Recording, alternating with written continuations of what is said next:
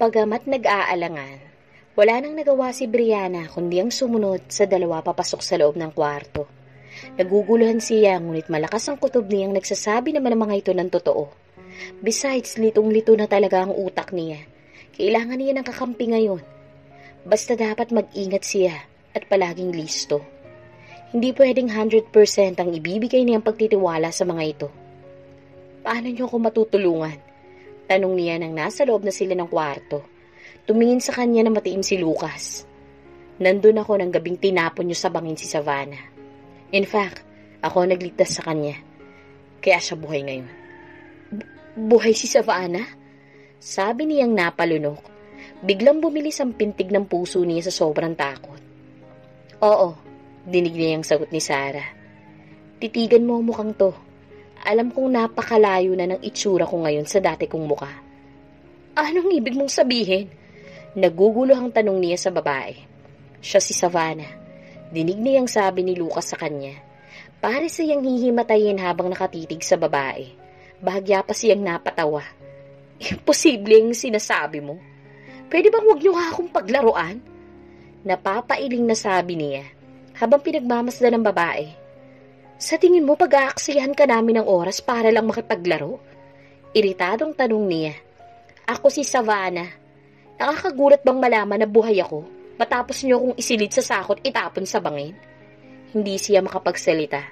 Gumapang ang takot sa kanyang buong katawan. Isa akong plastic surgeon, sabi naman ni Lucas. Sinagip ko siya. Inayos ko ang kanyang muka. Ang totoo, hinulma ko siya sa mukha ng dati kong asawa na si Sarah. Si Sarah yung babaeng nakita mong kausap ni Leon nang sundan mo kaming dalawa ni Savannah papuntang coffee shop. Hindi niya alam kung anong kanyang sasabihin. Habang nininilay ang lahat ng naririnig sa mga ito. Muli niyang tinitigan si Savannah, saka napatingin sa kamay nito. Noon lamang niya napansin ang maliit na balat sa kamay nito na kaparehas ng kay Savannah. Nakita niyang tinaas nito ang buhok sa tagiliran. Kung nagdududa ka pa, titigan mo yung peklat sa may tenga ko. Yan yung tahi sa akin na hindi pa gaanong nabubura. Anito sa kanya, saka hinugot mula sa dibdib ang nakatagong pendant ng suot nitong kwintas. Natatandaan mo pa ba ang kwintas na to? Nangingilabot siya. Ito ang suot na kwintas ni Savannah nang isilid nila ito sa sako. Hindi na niya napigilan ang pagpatak ng kanyang mga luha. Sising-sisi siya sa ginawa niyang pakipagsabwatan kay Leon para ligpitin si Savannah. Patawarin mo ako. Nabulag ako na sobra kong pagmamahal kay Leon kaya naging sunod-sunuran ako sa bawat sinasabi niya. Sabi niya rito. Kaya hinahanting ka niya ngayon dahil alam niyang ikaw nakakaalam ng pinakatago-tago niyang sekreto. Sabi ni Lucas sa kanya. Napakagatlabi siya. Kung makikipagtulungan ka sa amin, madali natin siyang maiisuplong sa mga pulis. Sabi pa ni Lucas sa kanya. Anong dapat kong gawin? Nagugulo ang tanong niya sa mga ito. Itinas ni Sarah ang hawak na baril at nagpakawala ng malalakas na putok sa ere. Nagpupuyos ang kalooban niya sa galit at hindi niya alam kung paano niya ilalabas ang nararamdaman. Pakiramdam niya pati mga tauhan niya tinatraidor na siya ngayon. Hindi na niya alam kung sino nga ba ang dapat niyang pagkatiwalaan. Maski si Leon, alam niyang hindi niya maaaring pagkatiwalaan. Hindi siya dapat na umasa dito. Gusto niyang makitang mamatay sa harapan niya si Savannah. Nagtangis ang kanyang mga bagang. Hanggang ngayon hindi pa rin niya maisip na magagawa siyang talikuran ni Lucas, alang-alang sa babaeng impostor na yon.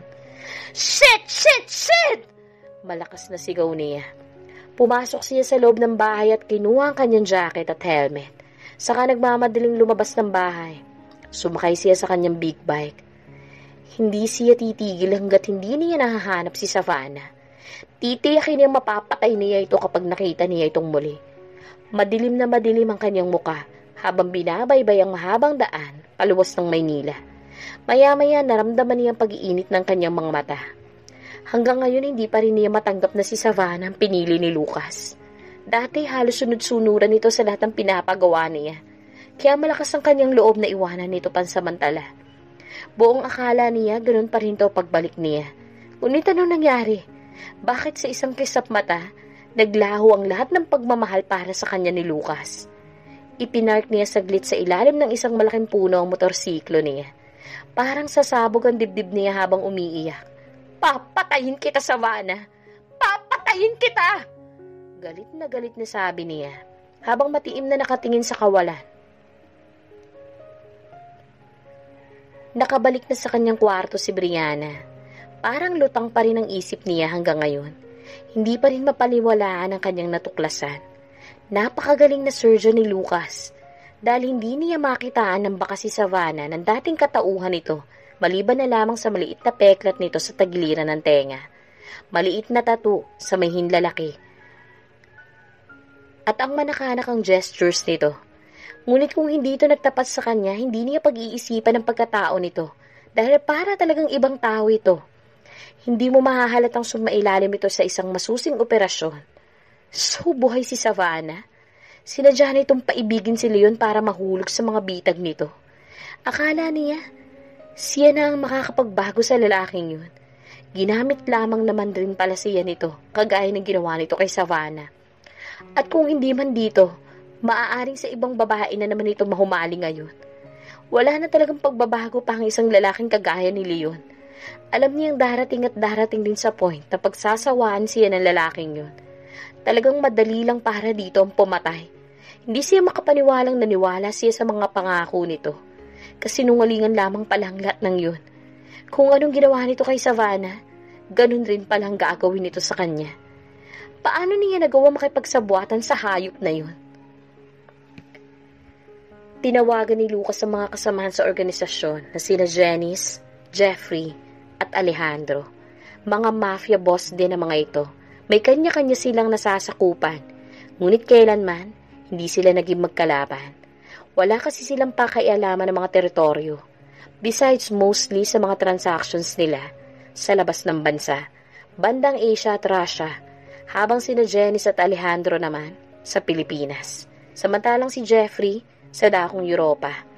Gaya niya may kanya-kanyang suliranin din ang mga ito, and once in a while, nagtitipon-tipon sila para pag-usapan ng kanilang mga personal na buhay, lalo na kanilang love life. Alam niyang isang beses na naghiwalay at nagbalikan si Janice at ang asawa nitong si Amanda, habang si Jeffrey naman, nagpaplano pa lamang na magtapat ng totoong nararamdaman kay Sabina. Si Alejandro naman, problemado sa dating nobya nito, na ngayon ay asawa na ng dating mayor ng San Victorino. Mafia boss tayo pero pagdating sa pag-ibig, bakit parang nakakabobo? Bakit kaya ganun, no? Napapailing na sabi ni Jeffrey. Nagsali nito ng alak sa hawak nitong baso. Pero bro, ang lupit naman ng ex-wife mo. Nagawa ka niyang ipagpalit para lang sa organisasyon. O baka naman nag-ego trip lang siya, since alam niya na kahit anong gawin mo, mapapatawad mo pa rin siya. Pero dun siya nagkamali, sabi ni Janice. Dahil nung nawala siya, natagpuan mo muli siya sa katauhan ni Savannah. Complicated. Parang sa pelikula lang nangyayari ang ganyan. Mas matindi pa sa kwento ng mga pinagdaanan namin dalawa ni Amanda. Kailangan ko ang tulong niyo, bro. Kayo lang ang pwede kong pagkatiwalaan sa ngayon. Since nagkakagulo ang organisasyong hawak ko. Di ko na alam sa kanila kung sinong kakampi at kaaway. Sabi niya sa mga ito. Tinapik siya sa balikat ni Alejandro. Huwag ka mag-alala, Lucas. Handa kami. At ang buong grupo para tulungan ka. Kami rin, sabi ni Janice. Hindi mo na kailangang itanong sa amin to. Handa kaming bumack up anytime. Sabi naman ni Jeffrey. Salamat sa inyong tatlo. Sabi niyang napahugot ng isang malalim na hininga. I think kakailanganin ko ng safe na lugar para mapagtaguan ni Savannah. Kung gusto mo, dun muna siya sa San Victorino. Sabi ni Alejandro sa kanya. Huwag kang mag-alala. Walang basta nakakapasok sa bayan na yun. Lalo pa, pinsan ko namumuno doon. Kaya safe si Savannah doon. Pagbibigay assurance dito sa kanya. Salamat pare. Kung gusto mo, ilalabas ko siya ng bansa. Madali ko lang siya magawa ng bagong identity. Sabi naman ni Jeffrey sa kanya. Napaisip siya. Alam niyang hindi papayag si Savannah kung itatago muna niya ito sa ibang bansa nang hindi siya nito kasama. Kanina pa naiinip si Savannah. Nagpaalam lang saglit sa kanya si Lucas. Ang sabi nito, hihingi ito ng tulong sa mga kaibigan nito. At kabilin-bilinan nito sa kanya na huwag siyang lalabas ng kwarto. Pero naiinip siya. Gusto sana niya maglakad-lakad sa malapit na mall. Tumingin ng bagong damit na maisusuot niya dahil pakiramdam niya, napakalo siyang ng mga damit na nahiram niya kay Eliza. At saka, nag-iinit lang ang ulo niya kapag naaalala ang babaeng yun. Hindi naman siguro magagalit si Lucas. Saka mag-iingat naman siya. Ipinusod niya ang buhok saka sinuot ang sombrero at jacket. Saka lumabas ng kwarto. Nasa loob siya ng isang magarang department store. Nang mapansin niya isang lalaking tila kanina pa sumusunod sa kanya. Nagmamadali siyang humalo sa karamihan ng mga tao para iligaw ang lalaki. Halos takbuhin na niya ang comfort room. Humihingal siyang napasandal sa loob ng cubicle. Wala siyang dalang cellphone. Hindi niya alam kung paano makakontak si Lucas. Hinubad niya ang suot na sombrero at jacket. Tinali rin niya ang suot niyang t-shirt para magmukha itong crop top. Pati ang kanyang pantalon, tinupi niya para mag-ibang bihis siya kahit papano. Naisip niya kung paano siya makakalabas ng comfort room nang hindi siya nito napapansin. Kinakabahang lumabas siya ng cubicle at nagpalingalinga sa loob ng women's comfort room. Pasimple niyang nilapitan ng isang babaeng tingin niya ka-size niya. Miss, babayaran kita ng 2,000. Pwede mo bang isuot itong sombrero ko tsaka jacket? Tapos magpalit tayo ng sapatos. Halos pabulong lamang nasabi niya rito. Kumunot ang noon nito. Wala na akong time para mag-explain pa. Sabi niyang sinuot sa ulo nito ang hawak na sombrero. Saka inabot dito ang jacket. Pati na rin ng 2,000 pesos habang hinuhubad ang suot niyang sapatos. Gawin mong 5,000. Anang babae sa kanya. 3,000. Aniya. 4,000. Giit nito. 3,500. Huling tawad niya. Okay, sagot ng babae. Dinagdagan niya ng 1,500 ang perang inabot niya rito. Isinuot ng babae ang binigay niyang jacket. Nagpalit rin sila ng dalawa ng sapatos, kahit pa natatakot na baka makakuha siya ng alipunga sa babaeng ito. Pero sa pagkakataong gaya nito, mas mahalaga ang buhay niya kaysa sa alipungang makukuha niya dito. Maliligo na lang siya ng bonggang-bongga mamaya. Sige na, lumabas ka na, utos niya sa babae. Nakaagad naman tumalima. Pagkalabas nito, pasimple rin siyang lumabas. Mabilis na mabilis ang bawat hakbang niya. Dumaan siya sa likod pabalik ng motel. Halos takbuhin na niya ang kwartong kinaroroonan ni Brianna. Inabutan niya ito nagkakapit kumakain ng tinapay, kasama mga magulang nito. Humihingal na napaupo siya sa couch. Ano nangyayari? Tanong nito sa kanya. Palagay ko may sumusunod sa akin. Kinakabahang sabi niya rito. Damn it! Nagpapanik na sabi ni Brianna. Huwag kang mag-alala, nailigaw ko na siya. Aniya sa dalaga. Kahit pa nailigaw mo yung kung sino sumusunod sa'yo, marami yung kasamahang aaligid-aligid dito. Sabi nitong nilingon ng mga magulang. Kailangan na nating umalis dito. Teka, ipaalam muna natin kay Lucas ang tungkol doon. Pwede bang ipahiram mo muna sa akin ng phone mo para matawagan ko si Lucas? Sabi ni Brianna. Napaisip muna ito bago inabot sa kanyang cellphone na nasa bulsa nito. Mabilis niyang tinawagan si Lucas. Hello? Lucas, si Savannah to. Shit, Savannah, nasan ka ba? Nawala lang ako sandali, nawala ka na rin. Di ka talaga marunong sumunod sa utos ko kahit kailan. Galit na sabi nito sa kanya. Nandito ako sa kwarto ni Brianna. Eto na nga bang sinasabi ko eh. May usapan na tayo na kahit na anong mangyari, hindi ka lalabas ng kwarto. Pero hindi ka marunong makinig. Singhal ni Lucas kay Savannah. Nansunduin siya nito sa kwarto ni Brianna. Pwede ba, Lucas? Mamaya mo na lang ako pagalitan. Sabi niyang pinipigilang salubungin ng galit nito. Kailangan natin makaalis sa lugar na to, since nasa paligid-ligid lang ang mga kalaban. Malumanay na sabi niya rito. Huminga ng malalim si Lucas saka tumingin kay Brianna. Kailangan mo makapag-ugnayan kay Leon.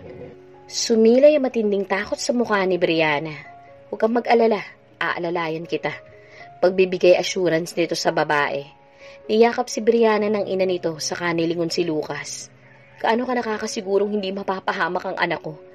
Itataya ko ang buhay ko para sa kaligtasan ng lahat, sabi ni Lucas sa matanda. Napaismid si Savannah. Bakit nito itataya ang buhay sa babaeng ito? Nakakontsaba ni Leon para patayin siya.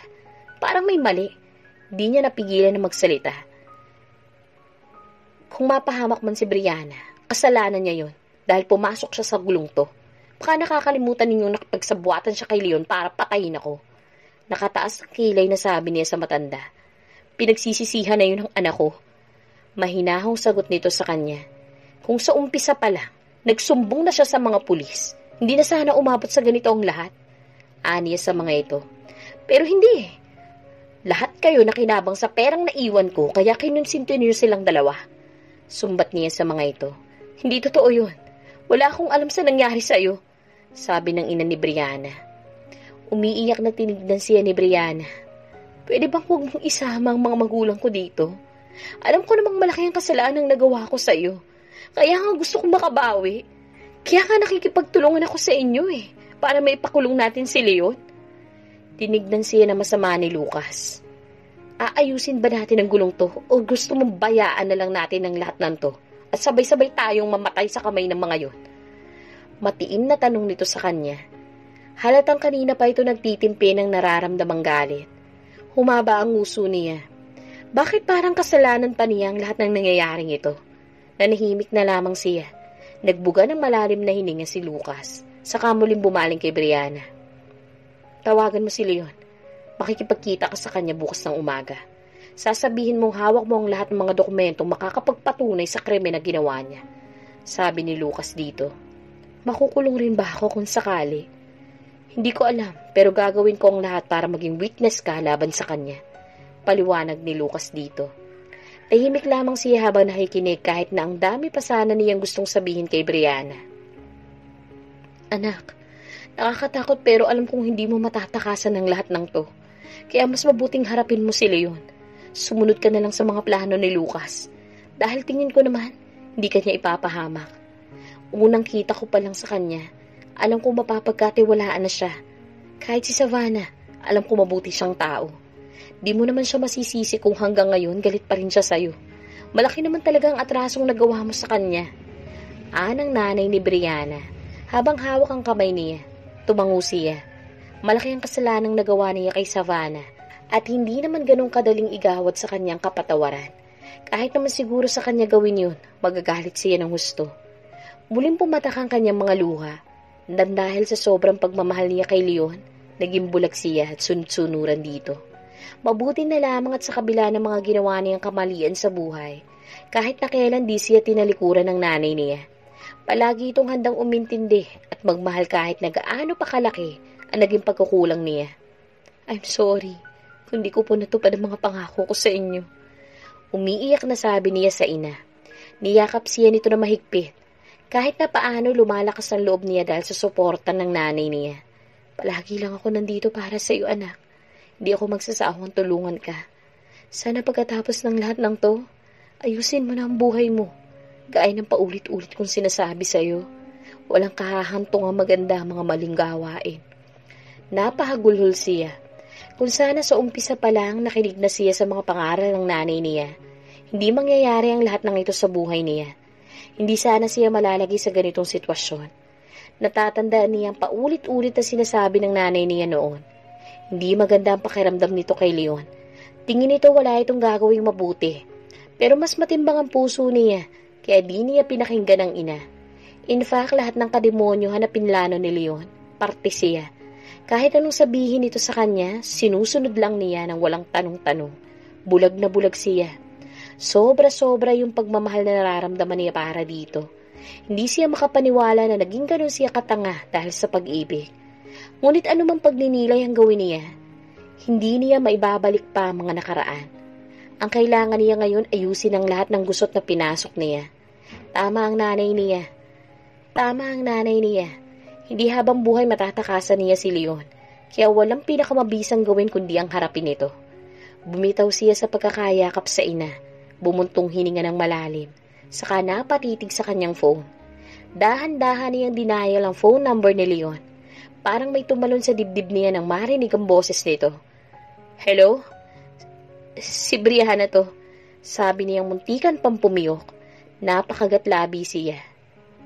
Bakit sa kabila ng lahat, mahal pa rin niya ito? What? Ipinagkatiwala mo sa kanila?